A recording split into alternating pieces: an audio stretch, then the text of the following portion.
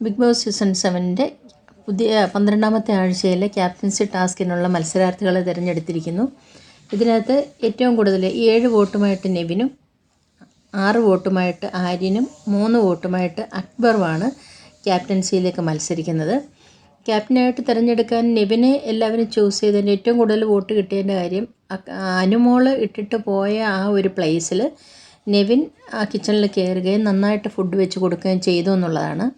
ആര്യനെ തിരഞ്ഞെടുക്കാനുള്ള കാരണം ആര്യൻ ടാസ്കിലെല്ലാം നന്നായിട്ട് പെർഫോം ചെയ്ത് ഹൈ സ്കോർ എടുത്തു എന്നുള്ളതാണ്. അക്ബറിനെയും ഈ ഗെയിമിൻ്റെ ഒരു എഫർട്ട് ഇട്ടെന്ന ആ ഒരു രീതിയിലാണ് തിരഞ്ഞെടുത്തിരിക്കുന്നത്.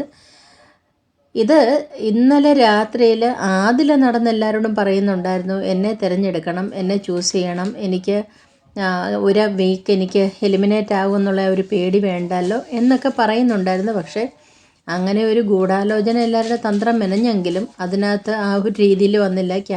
ക്യാപ്റ്റൻസി ടാസ്കിലോട്ട് വന്നപ്പോഴത്തേക്ക് എല്ലാവരും അവരവരുടെ ഫേവററ്റ് കണ്ടസ്റ്റൻറ്റിനെ തന്നെയാണ് തിരഞ്ഞെടുത്തിരിക്കുന്നത്.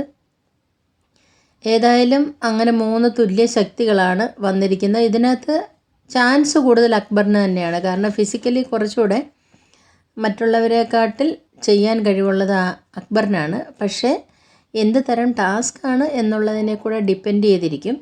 അക്ബർ അത്ര ഫിസിക്കലി ഓക്കെ ആണെന്ന് ചോദിച്ചാൽ നമുക്കതും പറയാനൊക്കത്തില്ല. കാരണം പല സമയത്ത് മാറി ഇങ്ങനെ ചടഞ്ഞുകൂടിയിരിക്കുന്ന കാണാം. അല്ലെങ്കിൽ ആര്യനായിരിക്കും, ഇവർ രണ്ടിൽ ആരെങ്കിലും ആയിരിക്കും. നെവിനാകാൻ ചാൻസ് കുറവാണ്. ഏതായാലും ആ അപ്ഡേറ്റുമായിട്ട് വരാം.